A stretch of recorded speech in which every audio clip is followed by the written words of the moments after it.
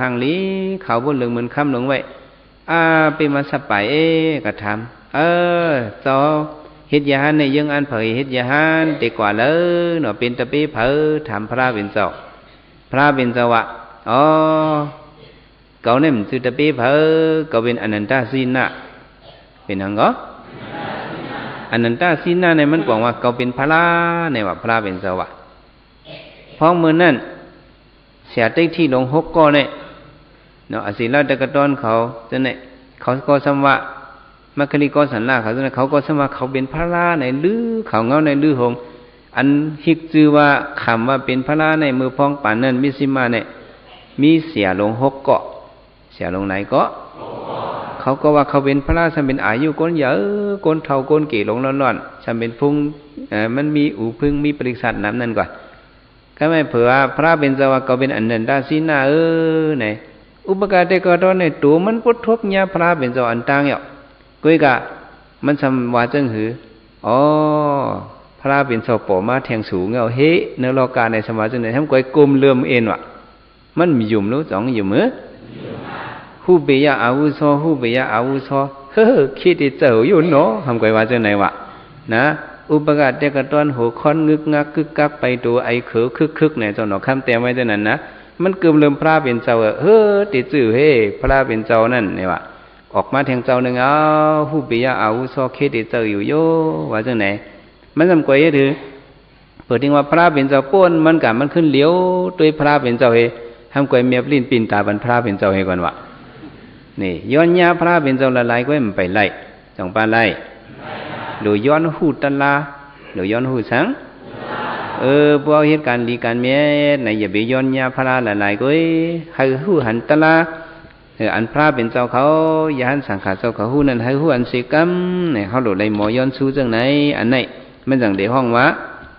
ย้อนสู้หมันแม่ไหนก็ไม่อุปการเด็กกระดอนก็มันก็ยาพระเป็นเจ้าพระเป็นเจ้าก็อีหลูมันเพราะว่าก็มันก็ทบมันในเพราะว่ามันเนี่ยติ่มออกมนป้นรอดได้เนี่ยถึงที่ว่ามันก็ป้นผัดยันพระเป็นเจ้ากับพระเป็นเจ้ากับมือเพียวดีมีกระดาษวนนี่ก็ฮอตละบรรษาวกี่หาเจ้าเขาทำไมอุปการเด็กกระดอนในมันก็ตีเลยว่าในอาคารมันไปถึงปารมีมันตึกหนุ่มวะอีสังมันตึกหนุ่มมิวสังเสียว่าพวกอาคารมันไปถึงขิงข้าวมันไปถึงนั้นมันไปเปลี่ยนมาอะไรอีกก็ในพระเป็นเจ้าก็ถอมตัวพระเป็นเจ้าได้ก็หัวอุปการในปารมีมันไปเต็มทนถึงวันหนึ่งมามันเด็กขึ้นจังมาจูมันเด็กขึ้นมาจูเก่าอยู่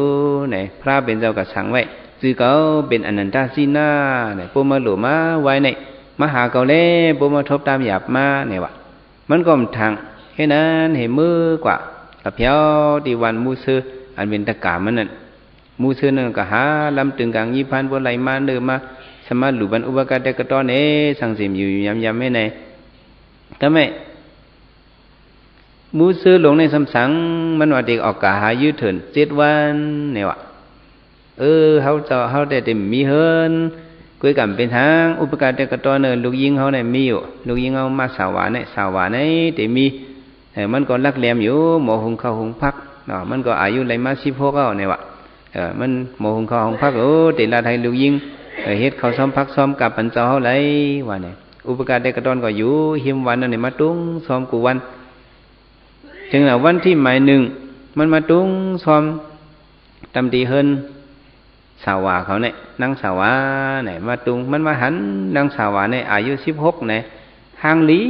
น่ะให้เอาจับตามันไปเรานางสาวาเสือปันเขาซ้อมใส่บันได้สปินมันก็หอบลงให้มือกะมันกินเขามันกินเขาพวกมันกินเนี่ยมันสวรรค์เนื้อสปินในลายมือมาสวัสดีหายไปในวะกูลายมือมันหายเนี่ยมันชื่อกินเขาเนี่ยวนกับวนขึ้นไหนเอาใจจับนางสาวาไปละลูกยิงสถีเนี่ยลูกยิงมูซื้อไหนจึงปีมาหังลีในรับตาวก็หันมึนตาวก็หันได้กว่าเนี่ย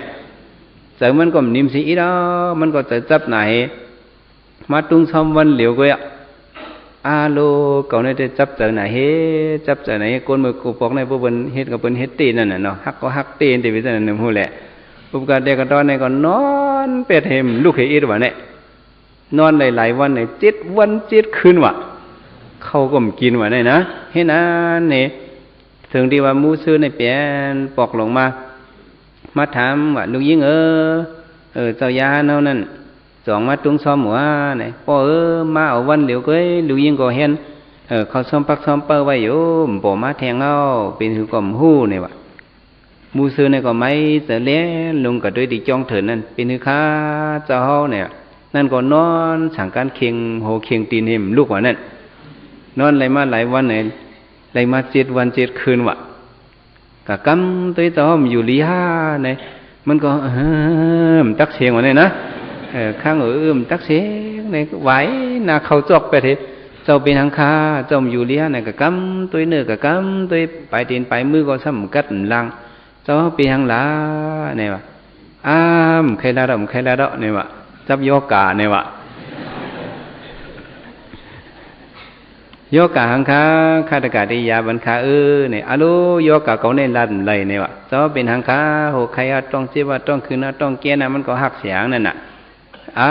ลัดไหลอโลลัดคาเลเสียกันตะกากันจังโดดถิ่มกันสังลัดกันแตกเลี้ยงน่ะเนี่ยวะตะกาวันนั้นที่5เนี่ยวะเขาเจ้าเต็มบอกใครลัดเนี่ยวะในลัดคาเลเสียตะกาเจ้าเป็นหือเจ้าต้องคนเนี่ยเพราะว่าเจ้าห่มต้นนี่เขาคดีถือหู้เนี่ยวะก็แม่เจ้าหนอกคำสำเตียมไว้ว่าจึงหือวะอุปการได้ก็มันก็มไข่ลัดนะเขาได้มไข่ลัดสักอีดวะเนาะพุ่มลัดก็สำคำเจอวะเนาะก็แม่มันเจ้าหนอกคำเตียมไว้ได้มันเจ้าหลุดได้มันหึงน่ะต้องหลินนั่นเขาจำตัวเองกันเนาะมันว่าจึงหือวะเขาได้มไข่ลัดลุ่มวะพุ่มไข่ลัดลุ่มเนี่ยตื้นไข่ลัดเสียอีดสองแจ่มจ้ะเขาเจ้าได้มไข่ลัดลุ่มวะสั่งซื้อว่าลัดมาตะกาโตตักตียินซุ่มลูกยิงหนุ่มนางสาวเนี่ย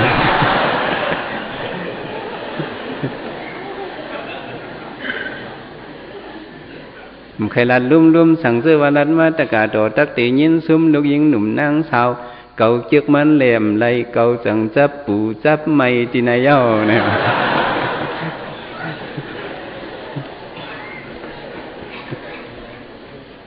เพิ่งว่าเช่นนั้นมูซื้อในกล่อมจังว่าเจ้าเนี่ยเป็นไหนเจ้านอนหนูให้ในที่กำมันหลอนให้เย้าผมไรได้หลอนก็จังเป็นทางปล่อยให้หลอนในละห้ามกินเขามี7 วันเอาในวันเนี่ยช้ำอีรู้ว่า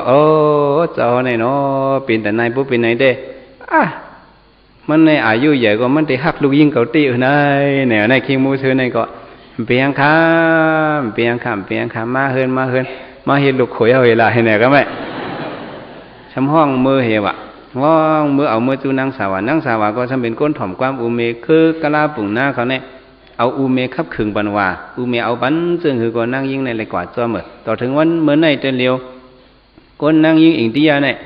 กำพองตึกไรอายุ9 ขวบไว้ขบุตินาเฮินปันกันเนาะกำพองไร12 ขวบไว้สมุตินาเฮินปันเนาะต่อถึงวันเมื่อในตึกมีอย่างนี้นั่นนะ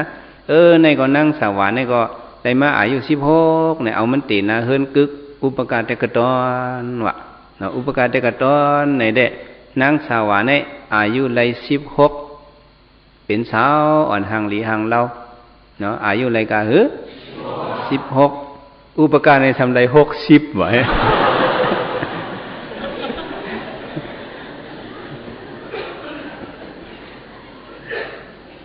ในที่ไหนข้าก็อยู่จำกันมาก็มีมาลูกชายอ่อนก่อนหนึ่งอุปการในก็จำเป็นติ๊กที่